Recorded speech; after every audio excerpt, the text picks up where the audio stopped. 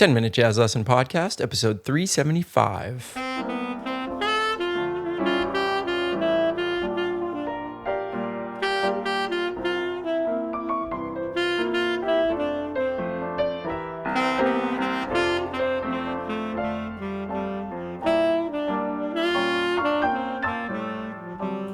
Hey everybody, welcome back to episode 375 of the 10-Minute Jazz Lesson Podcast. This week we are continuing our series on Diminished, everything diminished, scales, chords, uses, all that kind of stuff. And this is going to be quite a long series, so I'll buckle in for this because what I find is with the diminished, not many people really ever learn how it works, and then they're always confused for the rest of their lives as far as diminished works and its different applications. So we're going to purposefully move through this really slowly and make sure that everybody who listens to this podcast truly understands how the diminished sound is utilized in different situations in jazz. So before we jump into the show, as always, I want to remind you this is a listener-supported show, which means it's people just like you that keep the podcast going and coming out and is the reason that we've gotten to 375 episodes. So to support the podcast, please go over to our website, 10minutejazzlesson.com. Click on one of the Patreon banners, or you can go to patreon.com and search up the 10-Minute Jazz Lesson Podcast, and you will find all the different options and what you get for it. But basically, you get a PDF and audio examples for every single episode that we put out. All the back episodes live over there. So go and check that out today if that's something you'd like to do to support this show. Quick shout out to some new patrons this week. Thank you to our new $5 patrons, Peter, Joseph, Amelia, Charles, and Garrett. And thank you to our new $3 patrons, Phil, Adrian, Martin, William. Thank you all so much for joining up to be part of the 10-Minute Jazz Lesson family, and to everybody that's been supporting us for a while. Thank you. You are the ones that make this show possible. All right, so let's dive into this week's episode. So last week we talked about what the definition of a diminished scale is, and we also talked about a diminished seventh arpeggio, so a 4-note arpeggio based off of that scale. We discovered that the keys overlap quite a bit, that there's only actually 3 individual diminished scales before we actually start repeating the same notes, just starting in a different place. So we know now that if we see a diminished chord symbol, we're going to play that scale that we talked about last week. And I had you do some practicing over that. And that's really good information because that allows us to approach diminished in its most raw form. When we see a diminished chord, what do we play? What's the definition of a diminished scale? And to tell you the truth, this is the thing I usually get the most questions on. When I see a diminished chord, what do I play? So now we know, and we also know the arpeggio over that. So that's good. We're really starting down the path. Now what I want to talk about, because I think we're all kind of aware that there's all these jazz applications for the diminished scale outside of just a diminished chord. Now, a lot of you might not be sure what those are, but we'll get there eventually. But as I said, I want to go deep on this stuff. I don't want to take any mental leaps. I want to just lead you right through this topic. So the first thing that we need to do is we need to realize that last week, the diminished scale that we talked about, we have to realize that that scale is made up of whole steps followed by half steps. So it just goes whole step, half step, whole step, half step, whole step, half step until we get up to an octave, right? That's just a pattern of whole steps followed by half steps, okay? And we talked about the fact, so I just played a B-flat concert diminished scale, the one that we talked about last week. And we talked about the fact that if you started on B-flat, and then if you go up to D-flat and you play the same notes, it's the same scale, just starting on D flat. Then if you go up to E and you play the same notes, same scale. And then finally, if you go up to G and you play the same notes, right? So that means that the B flat whole half diminished scale is the same as D flat, is the same as E, is the same as G. But what about those in between notes? Right? So we skipped over C, We also skipped over E flat. We skipped over F sharp. And we also skipped over A. So what if we were to start on those notes and play the same collection of tones, but just starting on those in-between notes? Well, now, if we logically follow this, instead of having a whole half, we have a half whole scale, because we're just starting in the place on the scale where the half step comes first, and then there's a whole step, right? But we get a pretty different sound, don't we? So if I were to take that same collection of tones, but I were to start on C, get a completely and totally different sound.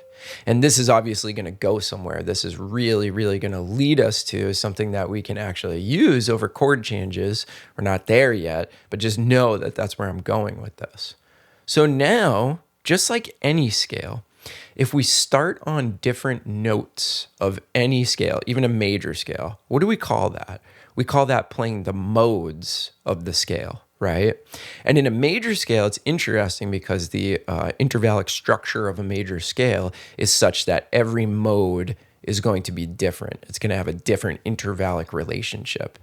That's not true on a diminished scale, because really we only have two intervallic relationships and they repeat. We have whole steps and half steps. So this is kind of cool because even if we use the in-between notes, we start to realize that we have the same scale, okay? So if I start a B flat diminished scale, but I start on C, I get that scale. So now if I go up to the next in-between note, which the next in-between note would be E flat, I get the same intervallic relationship that I got starting on C. All right, next in-between note, F sharp. Same intervallic relationship. And then A. Same intervallic relationship, same notes, okay? So in effect, what I'm doing now is I'm playing all the modes of a B flat diminished scale, a B flat whole half diminished. And basically I just switch off between two scales. So if I were to play through all of them, I would get a B flat whole half. I would get a C half whole. I would get a D flat whole half, E flat half whole, E whole half. I would get an F sharp half whole. Sorry, it gets confusing. It's like a tongue twister as I go through this. G whole half and A half whole. Okay? And I could practice these modes just like I practice the modes of any other scale, any major or minor scale. I simply play the scale, but I do it starting on each note of the scale. So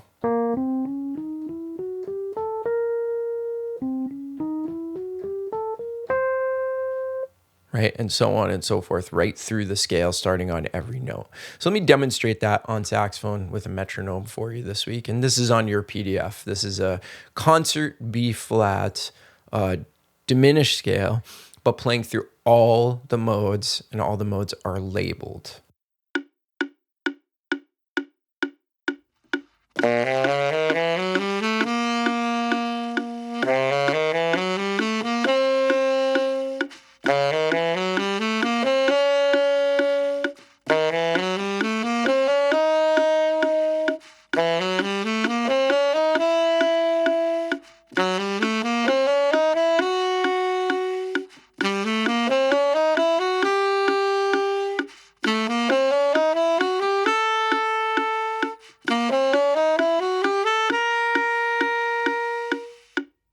Okay, so that's your assignment for this week, is to take the 3 individual diminished scales and play through all of the modes. And in effect, what you're doing now, when you do this, is you're practicing every single whole half. You're practicing that in all 12 keys by going through the modes of that in the 3 different individual scales that exist with different notes.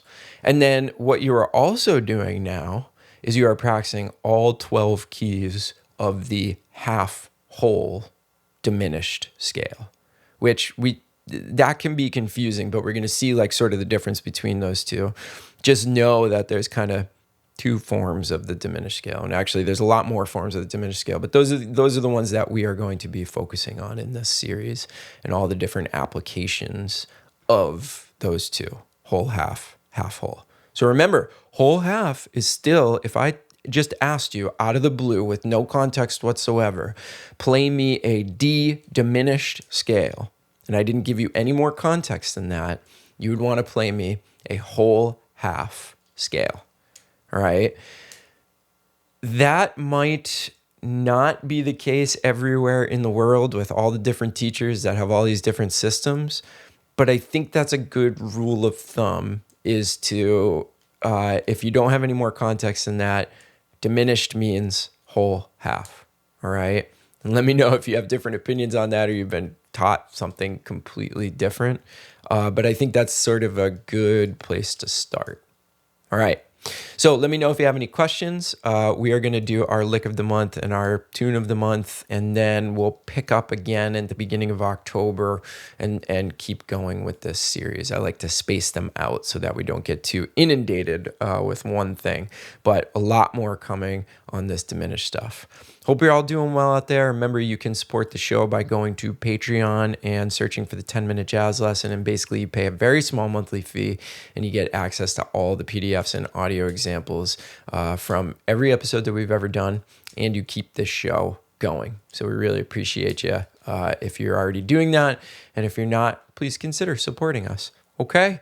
Hope everybody's staying safe and healthy out there. And we'll see you next week. Have a good one, everybody. Bye.